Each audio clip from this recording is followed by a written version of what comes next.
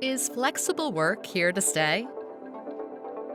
The COVID-19 pandemic marked a turning point in the way millions of workers and companies around the world work. They emerged more than 20 years ago to enable workers to improve their work-life balance. But during the pandemic, flexible work arrangements became a solution to maintain productivity and jobs in the face of confinement and social distancing measures. Arrangements that break away from the standard workday, such as telecommuting, flex time, banked hours, or compressed work weeks, are increasingly common. These forms of work have become so popular that they are now part of the labor laws of some countries. During the pandemic, many people got used to working remotely and now have no desire to go back.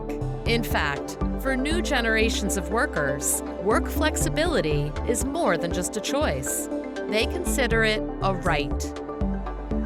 But does this wave of flexibility work for all jobs and all workers? Just a few years ago, it would have seemed impossible that some tasks, such as monitoring the state of crops in a field or some medical appointments, could be done remotely. However, the reality is that in Latin America and the Caribbean, labor flexibility is not for everyone. In fact, it is mainly enjoyed by workers in occupations with more sophisticated skills. Workers with permanent and formal contracts, with greater access to connectivity at home, and with less participation in manual or physical activities, and, paradoxically, with less of a burden of household chores.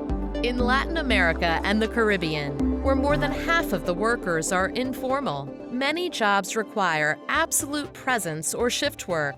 And even though most countries passed telework laws in the wake of the pandemic, other forms of flexible work are poorly regulated and are not viable options for all jobs and occupations. This increases inequality. To take advantage of the flexible work global trend and improve both the quality of life of workers and the productivity of companies, more and better regulations are needed to incorporate flexible work arrangements and promote their use. Want to learn more about this topic? Don't miss our series on the future of work in Latin America and the Caribbean.